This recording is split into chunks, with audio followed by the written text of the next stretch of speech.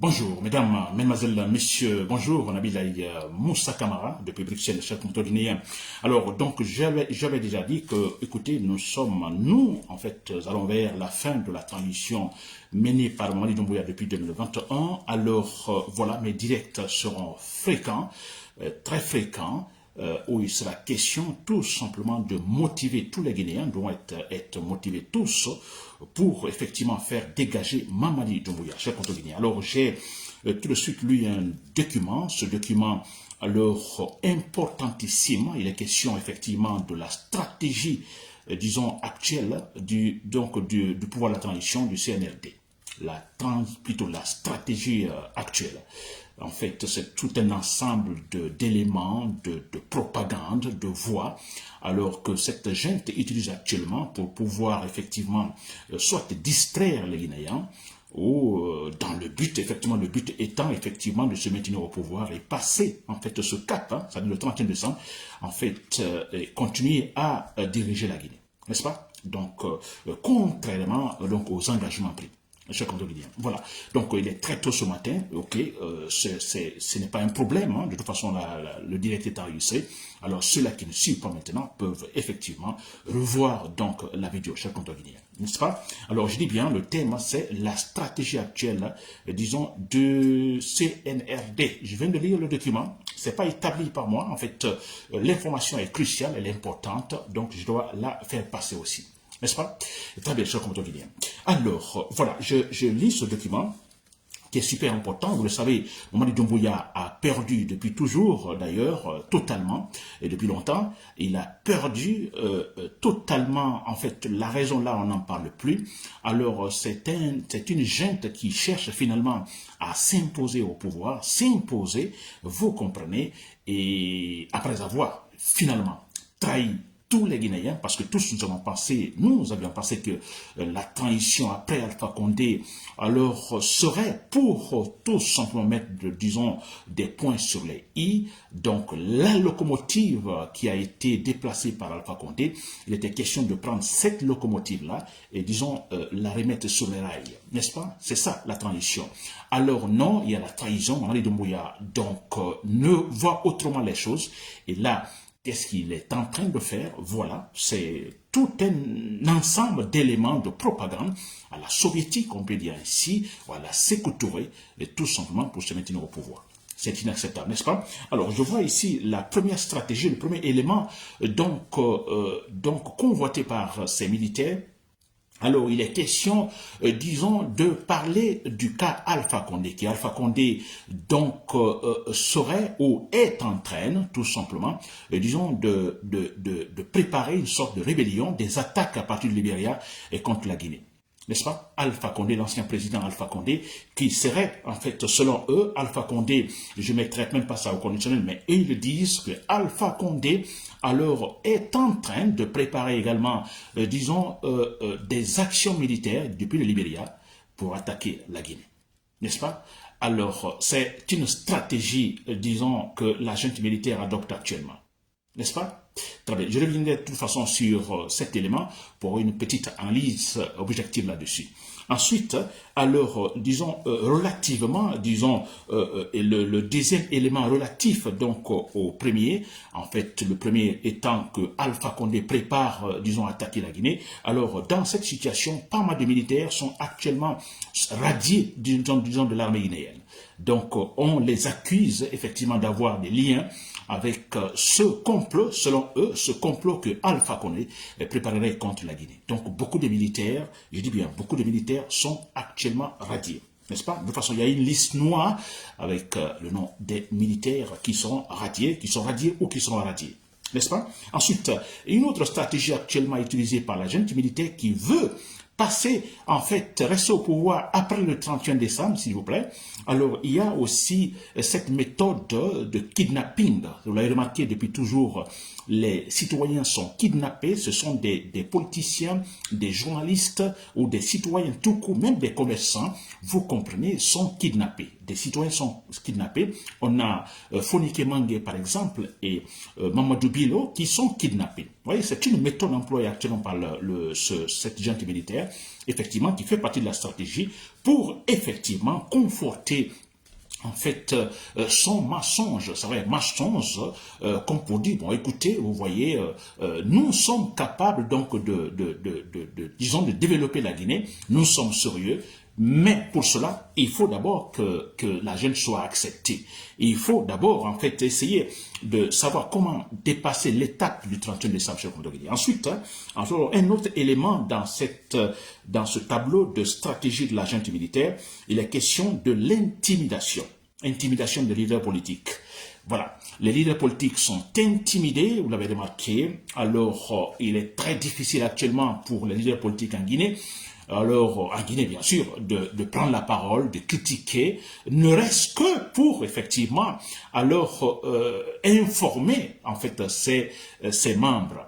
Ça, c'est compliqué. Donc, il y a cette séance, des séances d'intimidation qui sont actuellement, en fait, employées, déployées sur le terrain par la junte militaire. Ensuite, on parle également de la fermeture. Dans cette stratégie, c'est prévu, c'est la fermeture des sièges des partis politiques. N'est-ce pas? D'ici le 25 novembre. Donc, voilà, la semaine prochaine. Alors, c'est sur leur liste, hein, il est question donc de fermer des sièges des partis politiques parce qu'ils pensent effectivement, comme on a toujours dit, la conclusion dans leur tête, c'est effectivement la disparition de tous les partis politiques, parce que ce qu'ils visent, c'est un parti-État. N'est-ce pas? Alors, ça aussi, c'est prévu dans leur, disons, stratégie actuelle, chers Guinéens.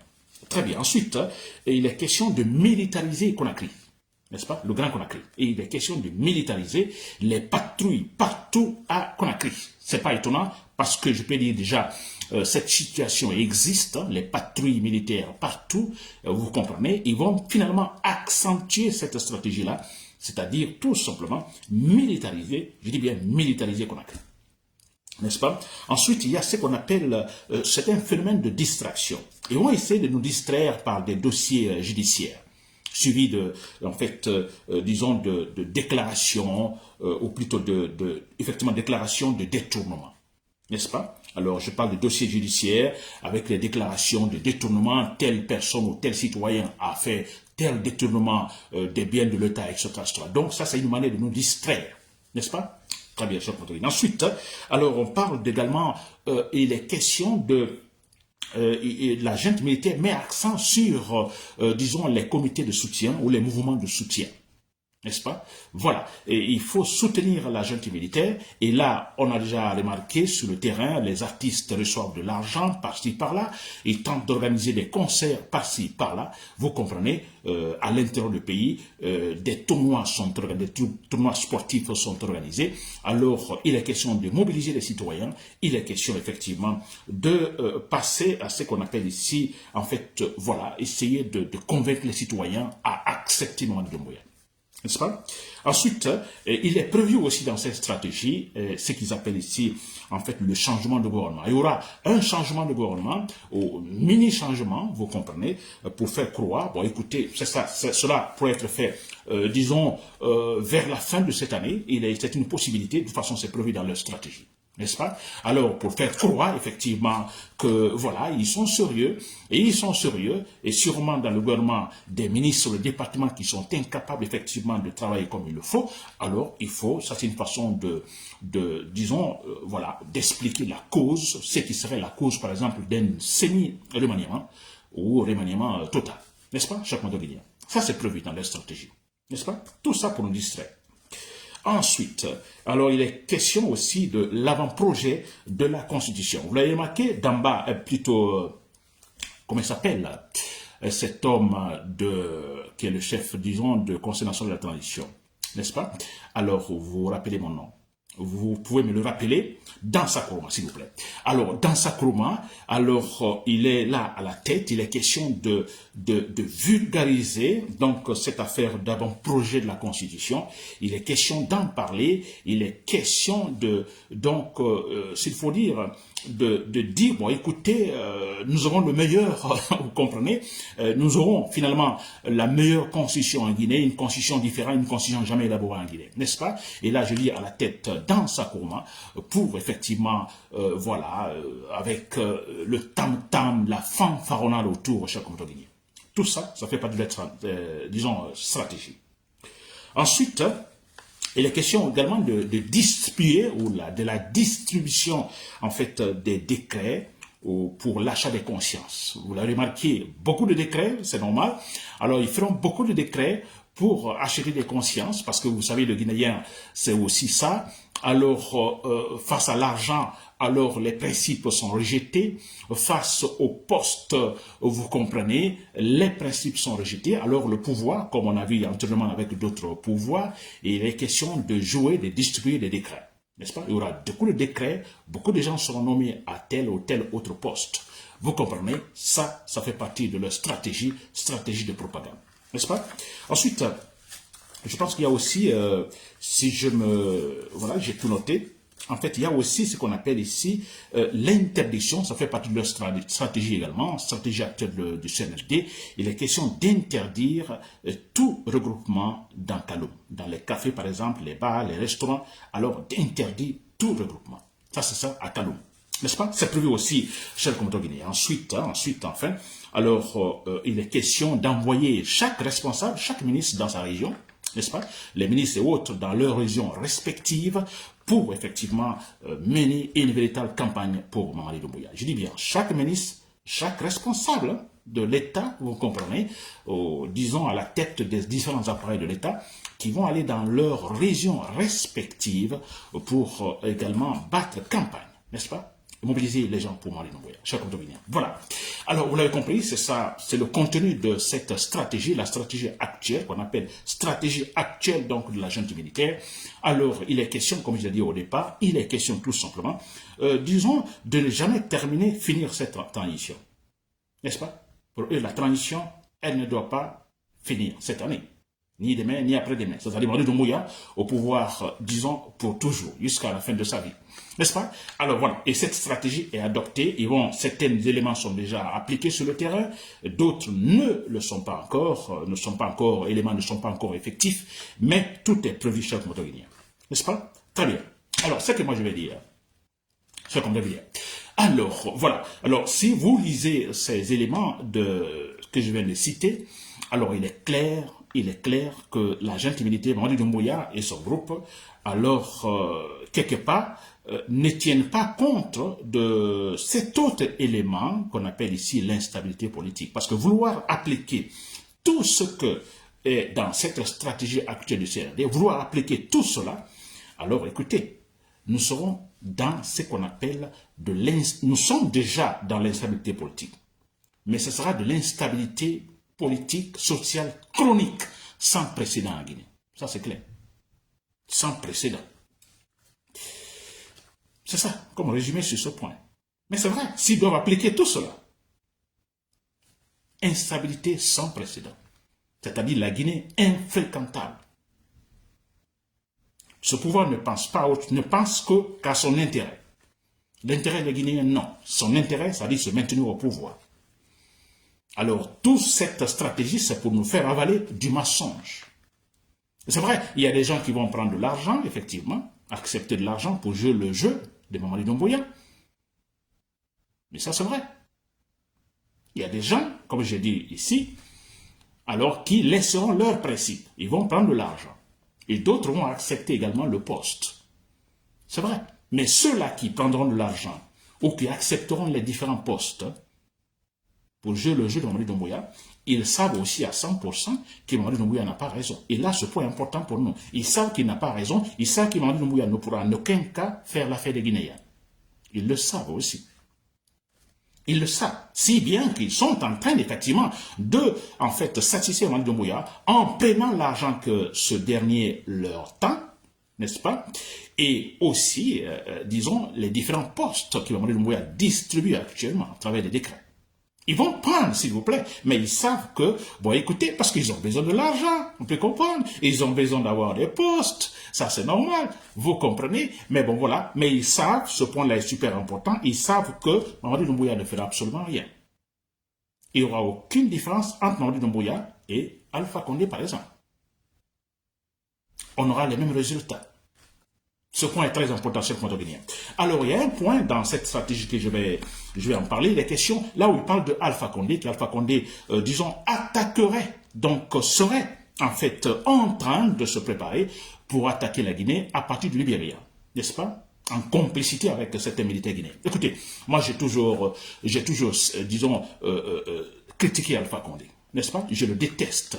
Je le déteste 100%, et parce que, disons, quand on parle de trahison, la grande trahison en fait, qu'un président, disons, puisse, en fait, j'ai dit, jeter à la gueule des Guinéens, c'est bien Alpha Condé. Le seul président. 40 ans opposant, 40 ans chantant par-ci par-là démocratie, 40 ans, je suis contre les présidents qui fabriquent des constitutions sur mesure. N'est-ce pas? Il est venu et on a vu ce qui s'est passé.